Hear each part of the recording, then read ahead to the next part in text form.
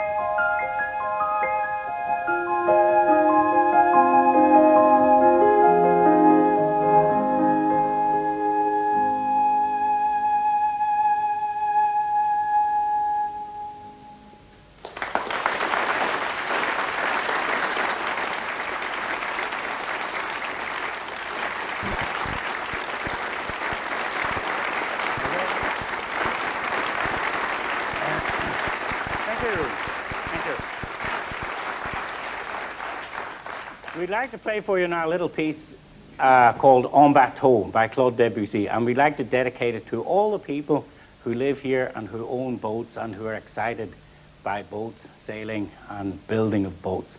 You know, I come from Belfast, where they have a very big shipyard, and they built some of the biggest ships in the world, including the Titanic, which I may say was absolutely perfect when it left the shipyard.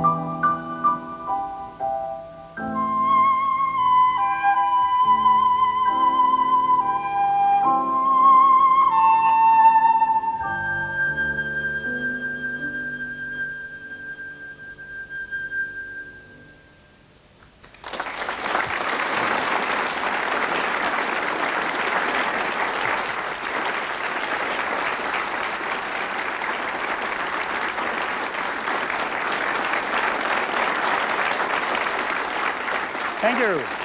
Thank you.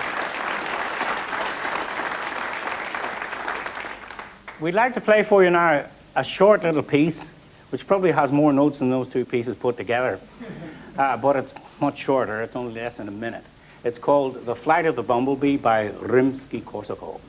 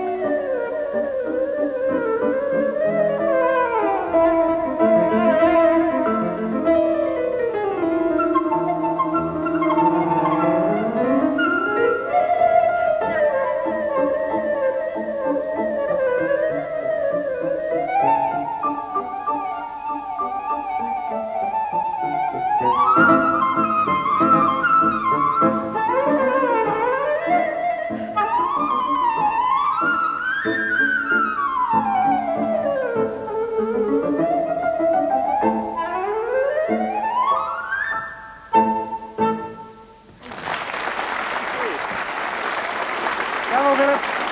Bravo.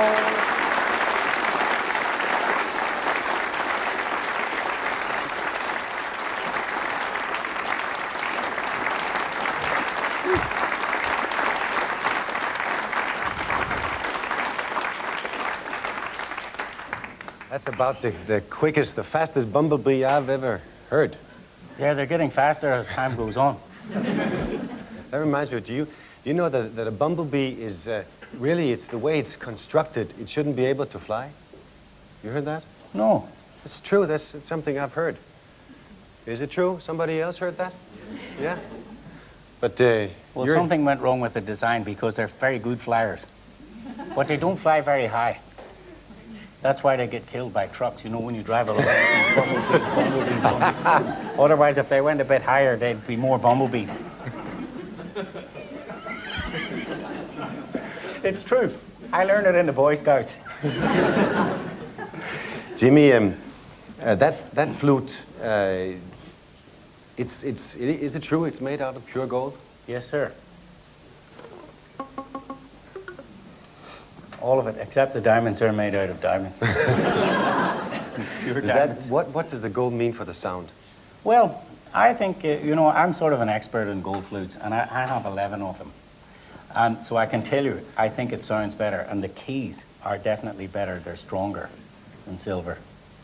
You've also had music written especially for your flute? Oh, lots of things, yeah.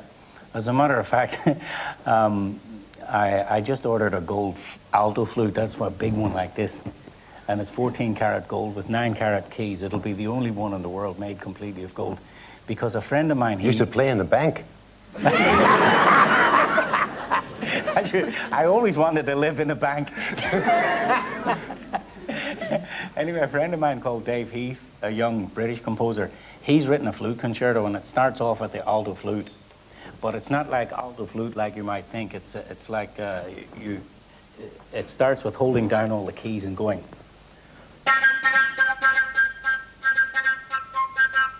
Like that. But, of course, a fourth lower. So that's why I bought this gold flute, just to do that.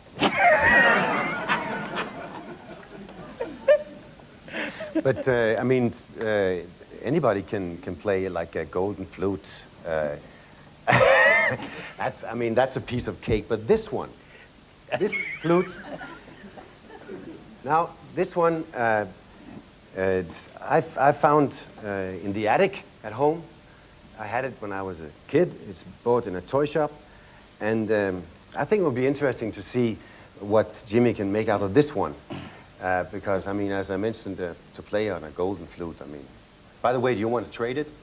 No, but maybe you could give me a B to get in tune. A B? Yep. I'll give you a B. I've got a B here. Okay. I think it's possible.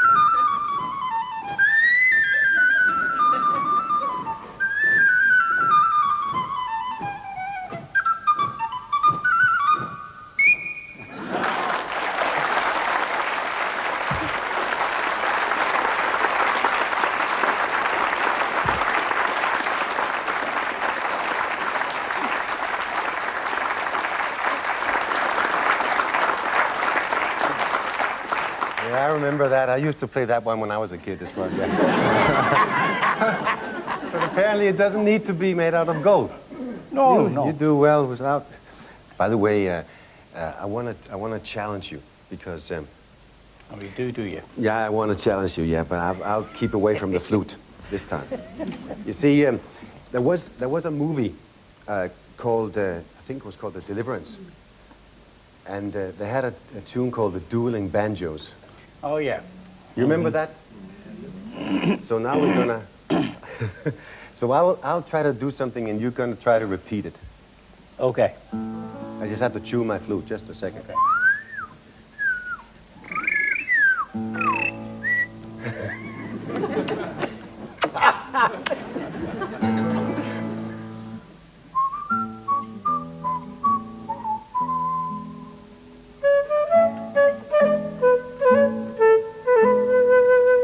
So far you're doing well.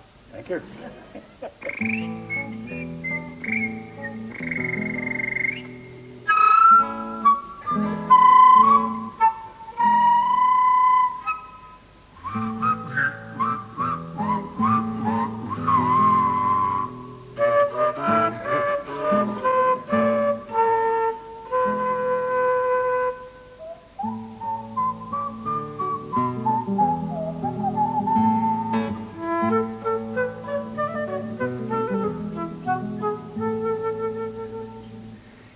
Doodle doodle doodle doodle doodle doodle doodle doodle doodle doodle doodle doodle oink oink.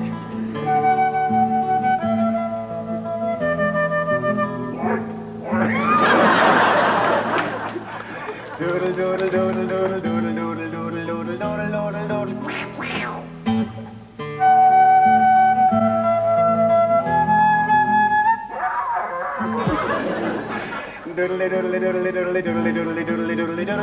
doodle doodle.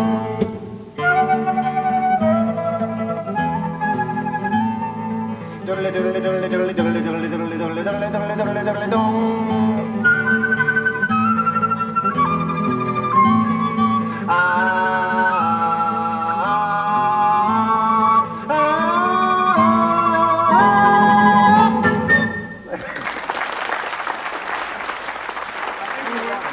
You won. You're better on the farmyard.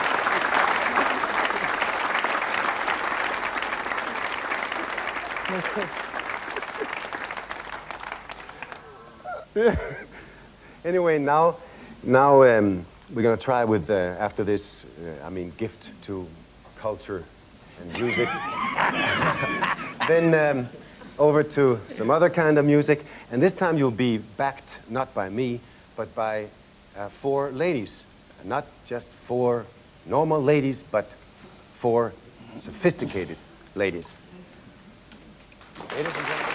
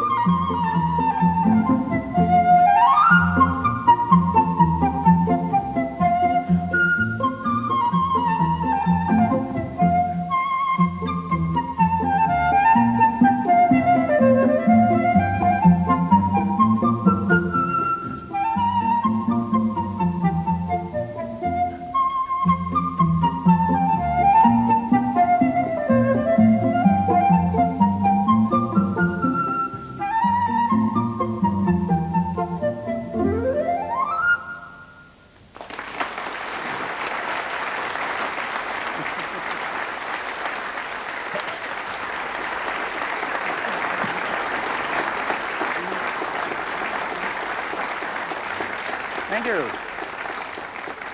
Thank you. That was the Le Basque by Marin Marais, which started out life in the Middle Ages on a viola, as a viola solo, but since got adopted for the flute.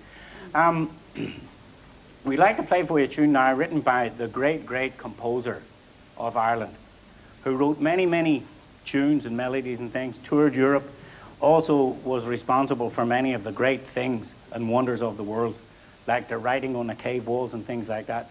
I'm talking, of course, about the great Irishman, Mr. Anonymous.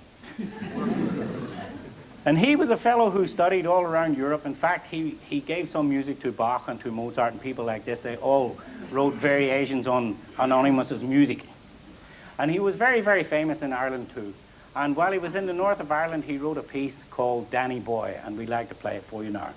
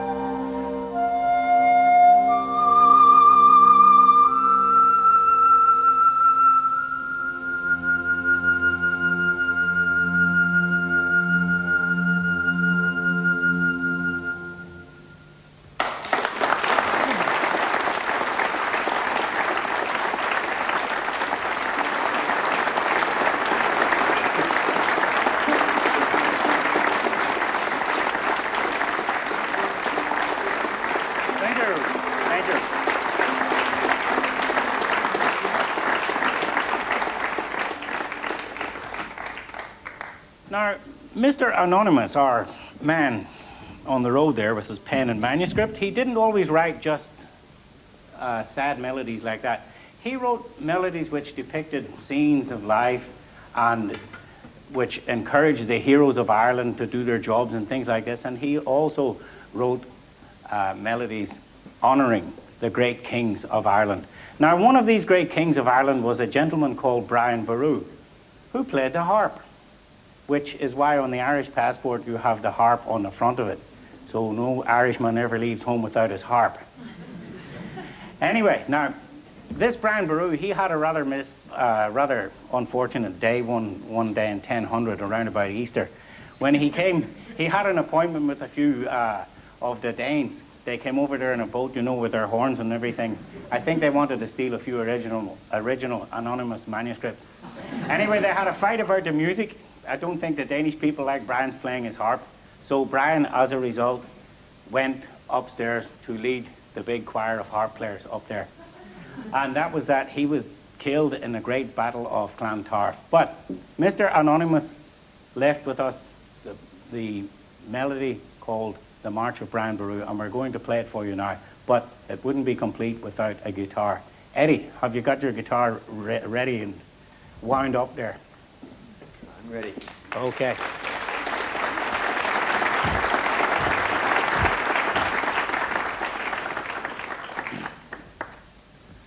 So at least the Danes were good for something. Without the Danes, we wouldn't have had this music. No. Well, we would have had it, but it would have been called something else. Oh, kidding. Apu, apu.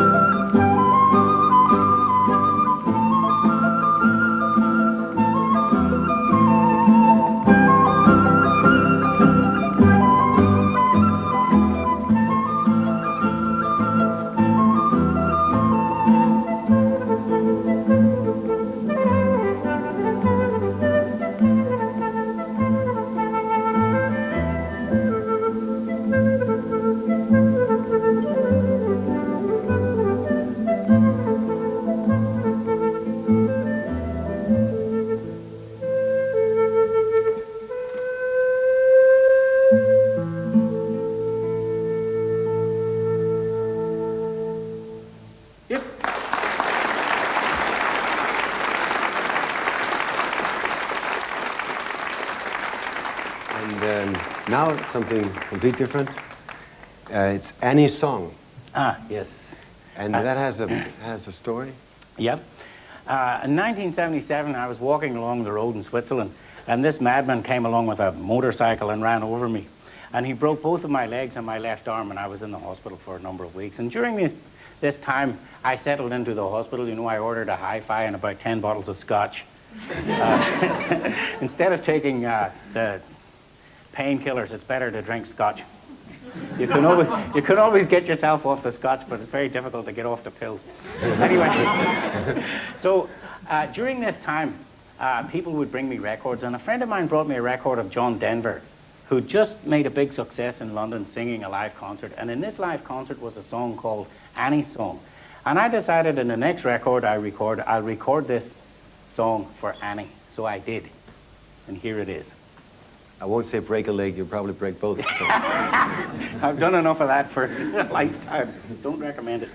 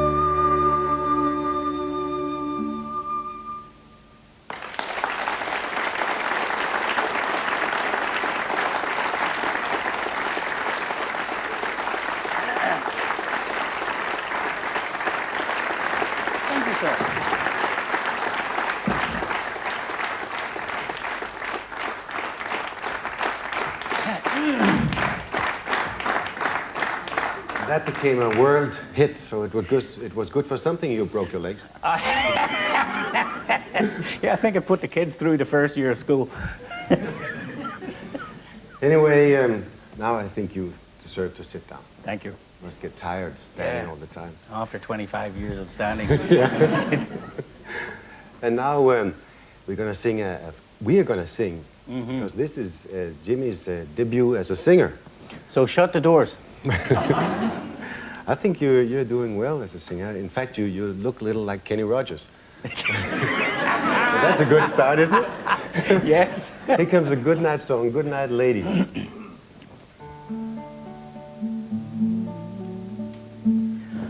Good night, ladies. Good night, ladies. Good night, ladies. We're going to leave you now. Merrily we roll along, roll along, roll along. Merrily we roll along over the dark blue sea. Farewell, ladies. Farewell, ladies. Farewell, ladies. We're going to leave you now. Merrily we roll along, roll along, roll along. Merrily we roll along over the dark blue seas. Sweet dreams, ladies. Sweet dreams, ladies. Sweet dreams, ladies. We're going to leave you now. Merrily we roll along, roll along, roll along. Merrily we roll along over the dark blue seas. Thank you, ladies, sophisticated ladies. Thank you, ladies. We're going to leave you now. Merrily we roll along, roll along, roll along. Merrily we roll along over the dark